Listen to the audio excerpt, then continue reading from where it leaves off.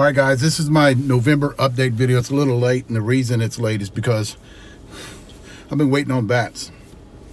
They've been promising me bats for the end of October, beginning of November, and I've had them not come in. The first, let me talk to you about Suncoast bats. Those were promised when we went to Utah during the first leg, second leg, and third leg. Come to find out, they're not going to be ready till next year, 2021, early spring is what I'm told. But then again, I mean, if you think about it, I don't think a lot of people are going to be launching bats at the end of the year, like they usually do in the last few years, because it's just because of this COVID shit that was going on. I don't think a lot of people were putting stuff out, or they were waiting. Now with the Suncoast, the problem that's going to happen with those bats coming out next year is the testing. So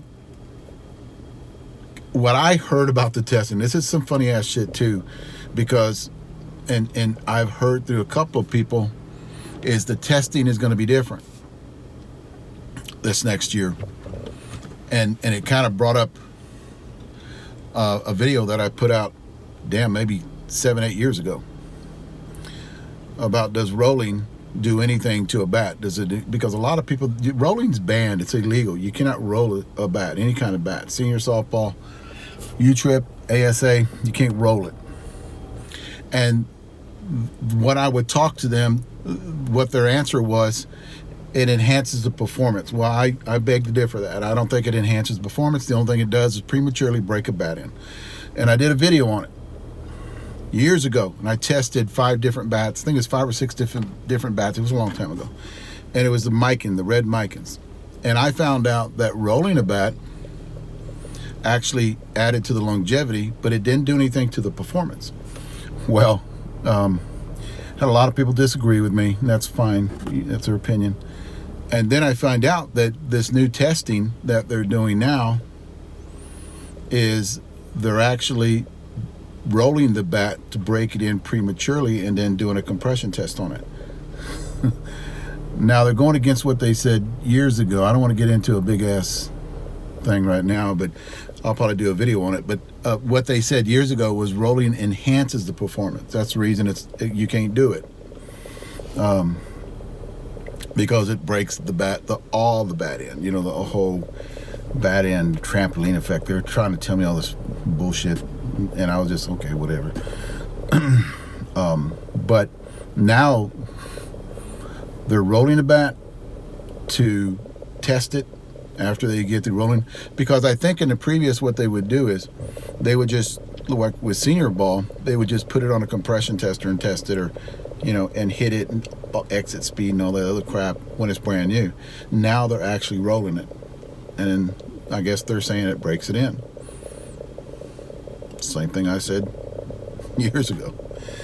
But I'm going to try to get a lot more information on that. That's just what I'm hearing through a bunch of people. And I want to do a separate video on rolling and my thoughts on it. What I think a lot of seniors, especially older guys, should do. So that's going to be a separate video getting into that. But Suncoast supposed to be out beginning next year. And I'm going to right into this. I had mentioned in one of my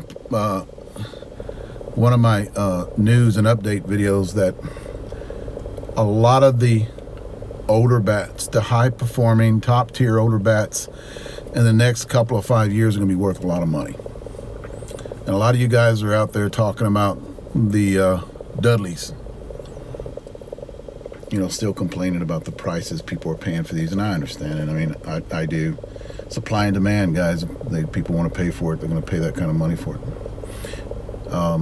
But I think it's gonna expand. I think it's in the next few years, it's going to turn into the Adidas bats, the Suncoast bats that are this last year's model, the thin handle ones. I think bats in the future from here on out are going to have to be dumbed down.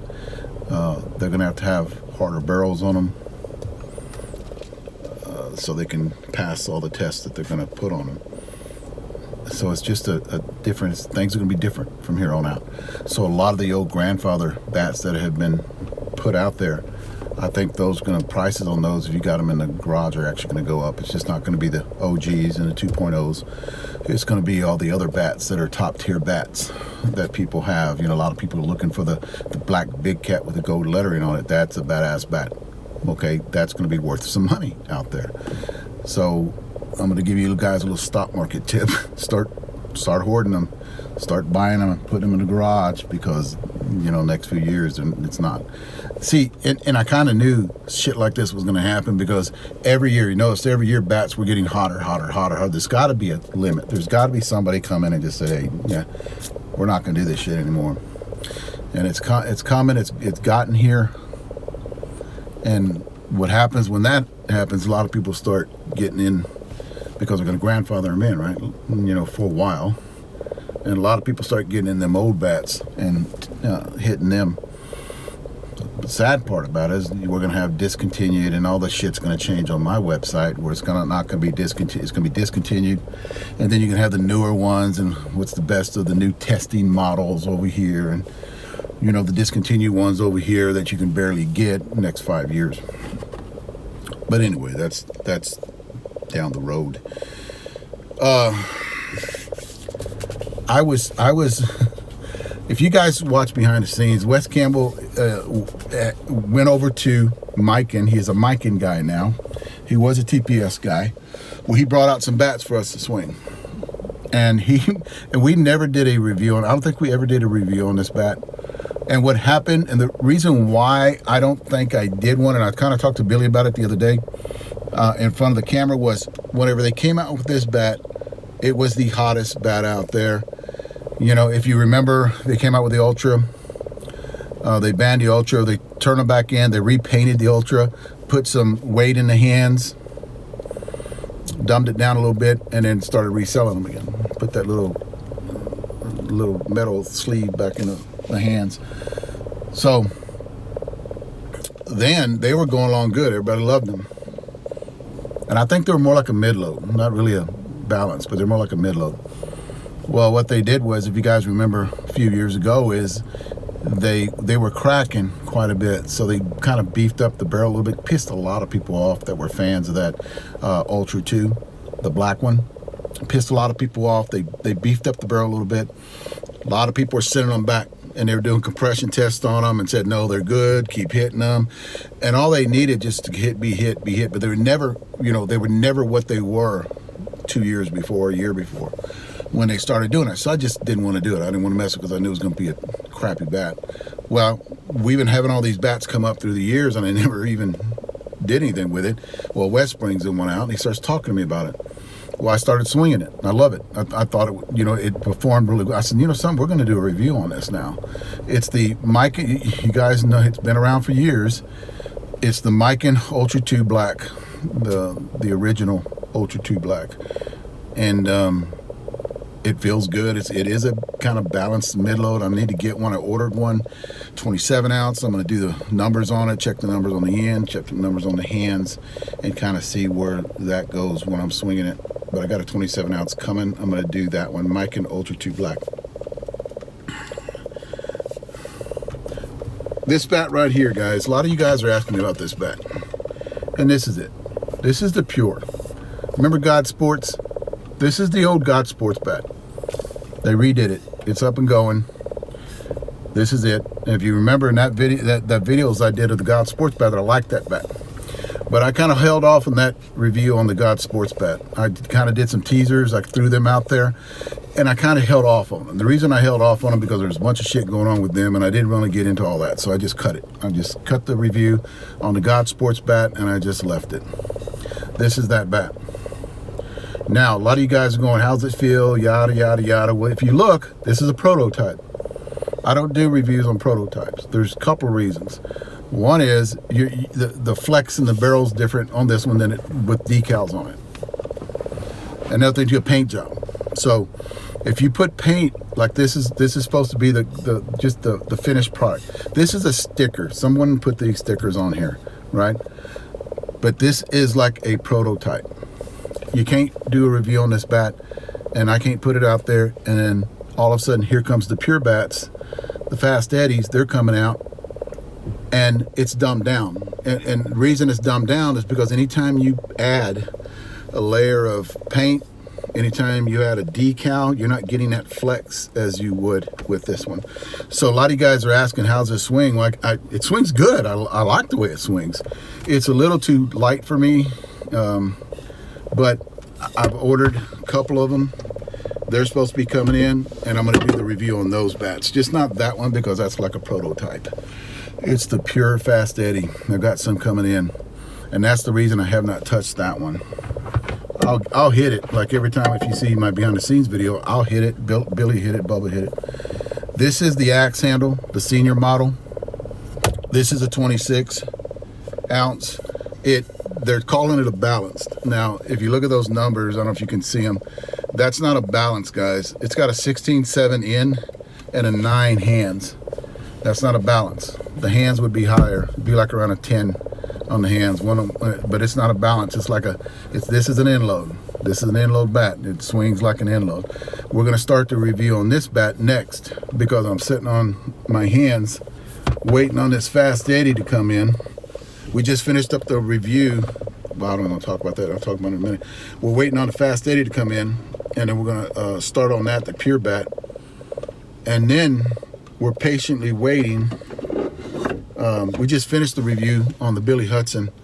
Now, the one, I don't have mine with me, but the one thing that I'm getting a feedback on the Billy Hudson is the seam. It's not really a crack. It's the raised part in the paint that's on that bat. It's just the way they put it together, guys. You can see the way they put it together. It's got a little bitty seam, and it's going up the barrel like this. The one that we had, it was toward the end cap. You can feel it. It's a little bit of seam. It doesn't do anything to the performance of the bat. I've had a couple of people that show me pictures of it. Theirs are more down, and it's about a seam about that long. But they like the bat. They swung it. They said they like it. Doesn't do anything to the performance. It's just the way it was put together, I guess. Not cleanly, you know. Or they took it out of the machine. I've been waiting on this bat, and I'm going to show you a picture of it right here. This bat, I've been told 3 different times when it was going to get here. They've got the prototype already hitting the prototype. I'm not getting sent me the prototype because I'm the test. I'm not a bat tester. I'm actually do the reviews.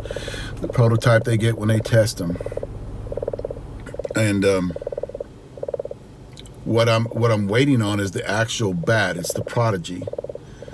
And I've heard a lot of good things about this bat, but I'm not going to really get up here and pump it up that much unless I have one in my hands, because the hype every year, man, around this same time, everybody starts talking about the hype.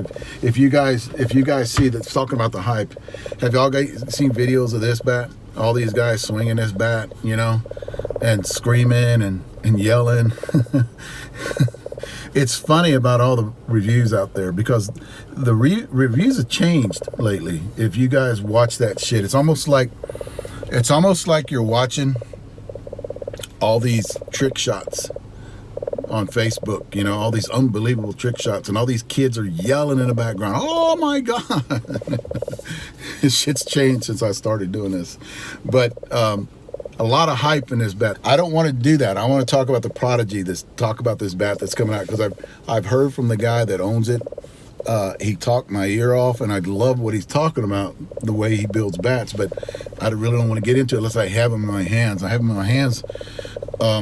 I was actually wanting, Billy told me this, Bubba told me this the other day, is Jose Canseco's coming to Texas to do a home run hitting contest, and I wanted those bats because I thought I was going to get them last week, and I wanted those bats to take with me, and I was going to go there and do like a video before Jose hitting the home run hitting contest, and have Bubba just hit with Jose. Do some video and maybe take these bats in his hands and see what he thinks about them, kind of talk to him a little bit. But I don't have them, so I can't do that. And Bob asked, "Were you still going to go up there?" I said, "Well, no, not if I don't have those bats in my hand that they are hyping up about, that they're supposed to be the next best thing out there." But I'm patiently waiting on that bat. Talking about the pure bat a while ago, and I don't want to grab it, but I will. About the best bat that I have ever swung was a prototype, and it looked just like this, but it was black. It was a two-piece bat, and it was black, and just like this, but it had a cap. TPS made it. It was a Hyper Z, and they sent it to Herb Oliver. Herb Oliver swung it about 50 times. There were two of them, 26 and 27. Herb Oliver swung it about 50 times. He said he didn't like the way it felt, and then he gave it to me and Billy Sr. So I got it, brought it back to San Antonio, and we started hitting with it. And it had no paint on it, just black. Black primer like this. This is white primer. Black primer. That is the best bat I've ever swung in my life. In my life. A TPS. And I actually got all the information because I had to send those bats back to TPS. And I told them, this is it. This is the best bat I've ever swung. Guys, it was performance like you would not believe in this bat. Well, all of a sudden they come out with a Hyper Z. Well, what they did was they put decal on it and they painted it. Well, every bat that dumbs it down. Every bat that you get dumbs it down. Whenever you put a couple other, clear coat or whatever, and you put paint on it, and then you rub the decal, run it all over it, and then you got to go over it again. So you have all those layers of, you got primer, then paint, then the decal, then paint, then a coating. So that all adds to where it's not going to get as big a flex on the barrel as you would. Even the handle doesn't, flex like it should. But TPS, I mean, that made me believe, and I've always believed this, that you put paint on them, you're going to dumb them down. But the best bat I've ever swung was a TPS Hyper Z prototype. All right, guys, that's it. I've got info.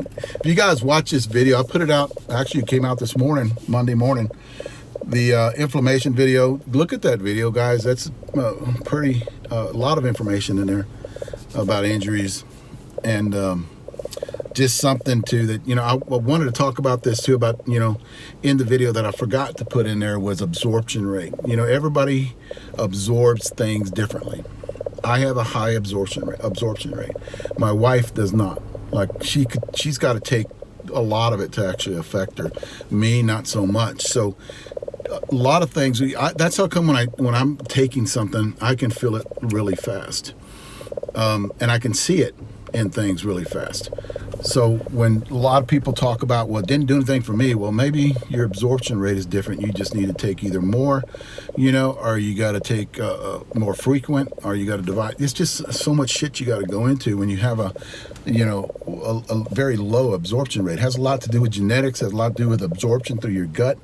There's a lot of people just, if you have a dirty gut, not a clean gut, I mean, I can go into that, talk about that in a different video, but a lot of you guys think everybody's the same, and it doesn't really work that way. A lot of people are different. It doesn't mean the product's not any good. It just means that your absorption rate is kind of messed up. Do some research on it, guys. These things that I'm putting out there, I'm talking to you guys, and like I said in the video, don't listen to me.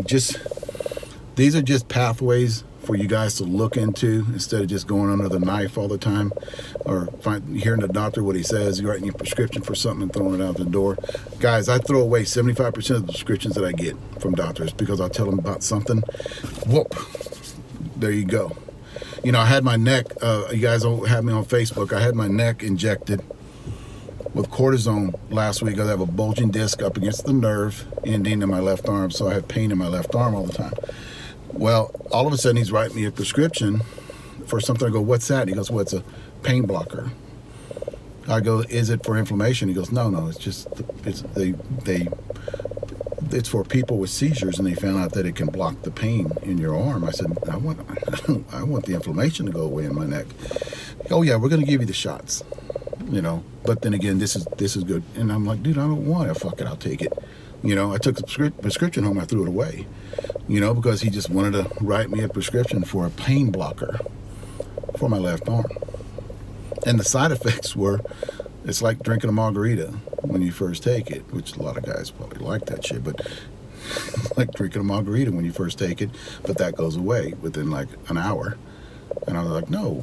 He goes, well, it'll help you sleep at night. I'll be all right, man. Just too many docs. And it's just another thing, too, that when I put the video out, I want a lot of guys to look at it. Don't listen to me. Do your research in it. Do your leg work in it. And if it's something that works for you, go ahead and get it. Thanks, guys.